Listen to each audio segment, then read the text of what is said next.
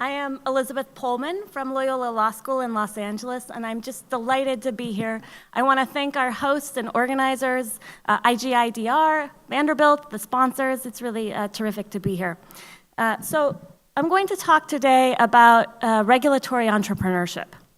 A couple years ago, I started noticing things like this in the newspaper.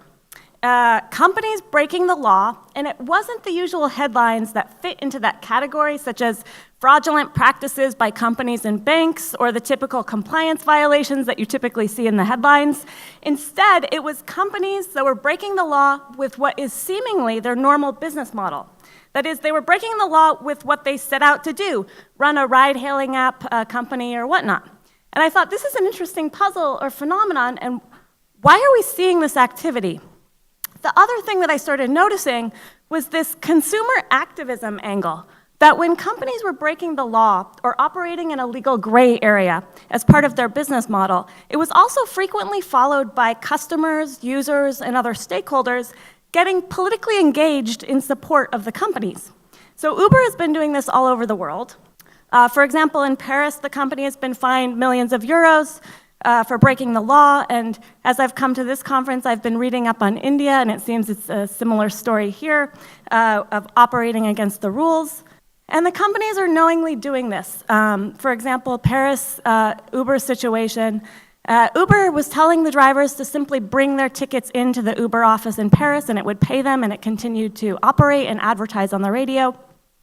And the activity was closely related to the political efforts of the company. So for example, here are supporters in Brooklyn with signs like "Stand Up for Brooklyn Jobs."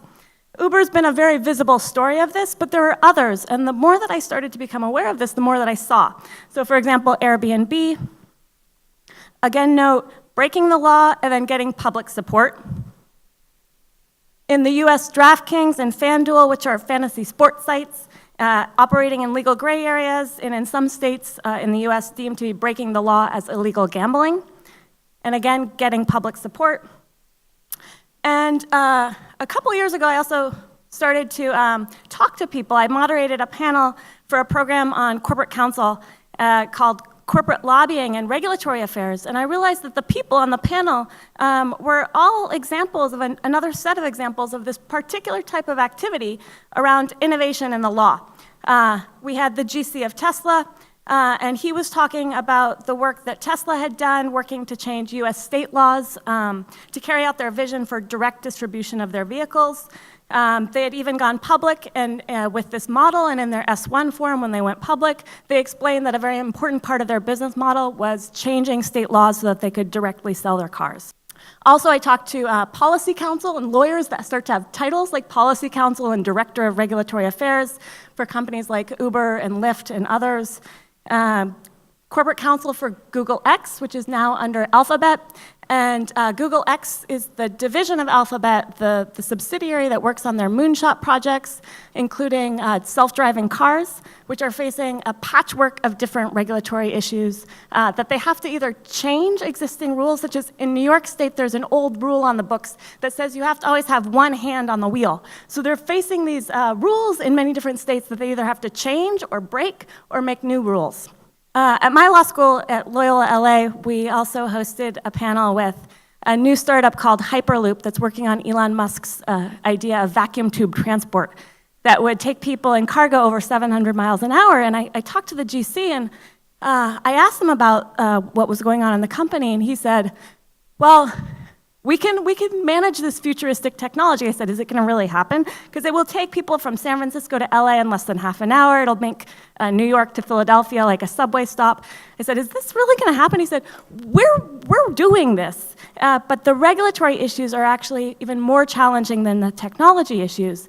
And I noticed that they had Jim Messina on their board from the very beginning, who was Obama's campaign re-election manager. And that's very different than what I used to see 10 years ago when I was representing startup companies.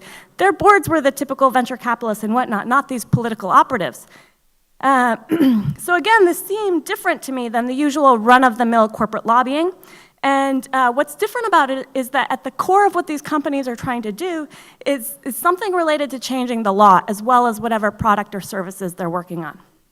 So I teamed up with a good friend, Jordan Berry from the University of San Diego, and we've co-authored this draft paper. It has 4 parts. It's posted on the web page. And I'll just say briefly a little bit about each of the 4 parts of the paper. First, we define regulatory entrepreneurship. We give a term to this type of activity so that we can start to discuss and study it in a more systematic way.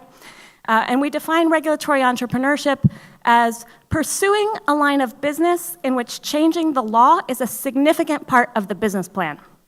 So for example, companies that have a significant legal uncertainty about how the law will apply to a main part of their business operations, a need for new regulations in order for their products to be feasible or profitable, or a legal restriction that even prevents the long-term operation of the business. We don't think this is a new phenomenon. It's not new, it's just particularly salient now.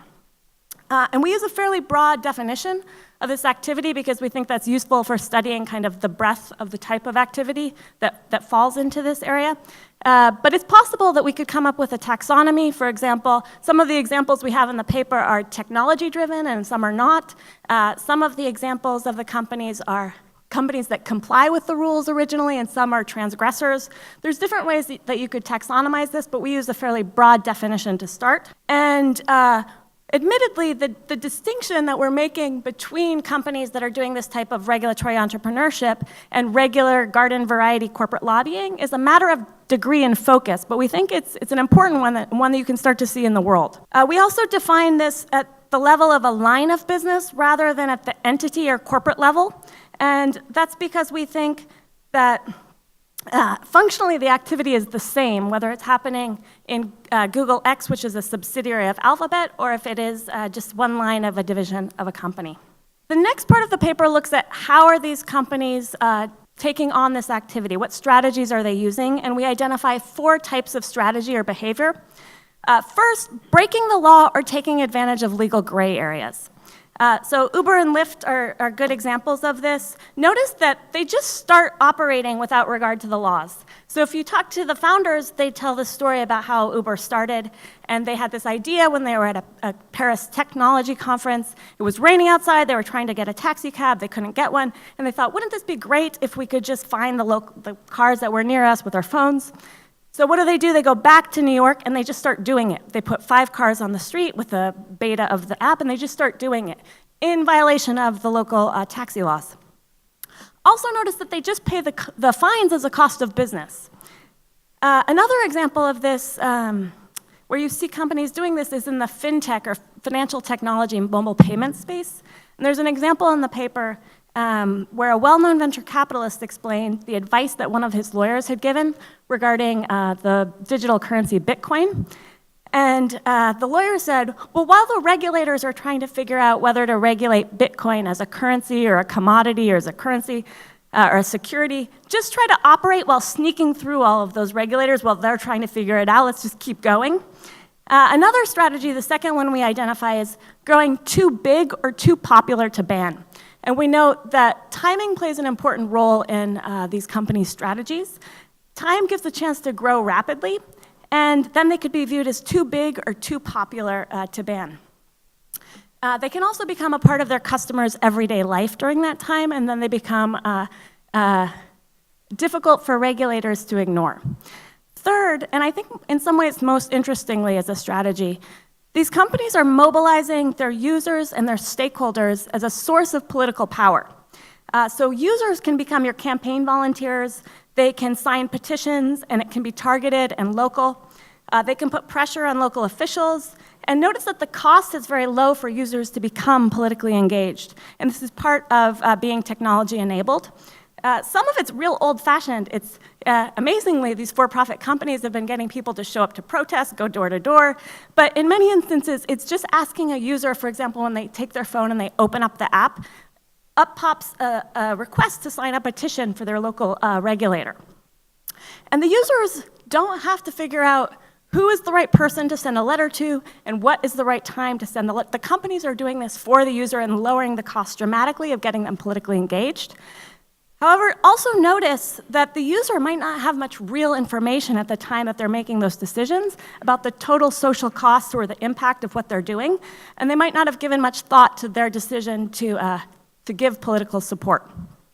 A fourth Companies are using more traditional strategies of basic corporate lobbying and putting political strategists and operatives on the board. The third part of the paper looks at conditions or factors that might encourage or discourage regulatory entrepreneurship from being successful. And we look at law-related factors, business-related factors, and also why it is that startups seem to be very prevalent in the space. First, with business-related factors, money makes a difference, we think. Money makes a difference in that the larger the potential profits for a company, the greater the incentive to pursue and take on this type of uncertainty. Also, the amount of money that the company has affects what it is willing and able to commit to these regulatory battles. For some of the newer techniques, though, like using your stakeholders and your users as a political force, we observe that the user base itself is an important input. And so companies that are scalable, connected, and have mass appeal have real significant advantages in doing regulatory entrepreneurship. I think that the law-related factors in some way are most interesting here. Some of the law-related factors that we identify that are relevant to regulatory entrepreneurs are whether the law that's at stake that they're trying to change has criminal or civil penalties, what the magnitude of those penalties are. Small civil penalties are less of an obstacle than large or criminal penalties. Also, whether the law that they're trying to change is local, state, or federal makes a difference. It affects the speed at which they can change the law. It affects the amount of money it takes to change the law or those efforts. Also, there's an interesting aspect of diversification or flexibility that can happen when the laws that they're trying to change are at the local or state level. If you have a large number of potential jurisdictions, it lets the companies pick and choose their battles and increase their chance of success over time. So for example, Tesla can start in New Jersey and then expand as it's getting success. Also, Uber could lose in a place like Germany and continue its business elsewhere, gain popular support, and then come back to Germany. Uber's used this strategy many places, for example, in Portland, Oregon, which did not like Uber to start, but then Uber surrounded Portland, getting support everywhere around Portland, and then came back and put pressure on Portland. And contrast this with when you have a federal law that's at stake. So Napster is one of the, I think, most significant older examples, not old, but older examples of regulatory entrepreneurship, more recently Aereo. But having a company with federal law that's at stake is not impossible. And Jill Fish wrote a great article 10 years ago in the Vanderbilt Law Review about FedEx. And when FedEx was starting in the 1970s, they succeeded with changing federal laws to deregulate cargo. Finally, on this topic, we also think that it really matters whether the laws that the companies are trying to change have to be changed in the courts or in the legislatures, because legislatures and executive branch agencies are likely more conducive or responsive to corporate political activity and this kind of consumer activism than courts are. Finally, we observe that startups are more prevalent regulatory entrepreneurs, in part because that's a lot of where innovation is happening, but also because the ecosystem of investors is used to taking on kind of high-risk situations, and there's a culture in startups of pursuing high-growth strategies quickly. And then finally, the last part of the paper looks at the future of this type of activity and the impact on law and society. And we first observe that we think that there will be more of this activity, even though there's a certain nowness to it. And in part, that's because as technology continues to advance, we'll be increasingly connected and accessible. Companies get more data on their users, and that makes companies better able to channel and leverage their users for political effect. And finally, we look at the impact on law and society, and we have some interesting observations, I think, in the paper regarding how when it's companies rather than politicians that are driving efforts to change the law, we start to see policies change and disperse across jurisdictions in different ways than when it's politicians that are the drivers. And that it's important to consider that these companies are for-profit entities, and so they are pushing for what's best for them, but not what is necessarily best from a socially optimal point of view. And this means that there are a number of different social costs, and the ultimate calculus of whether it will be ultimately good or bad will very much depend on the specific company and law that you're talking about, and you have to look at it in a very contextual-based approach. Thanks.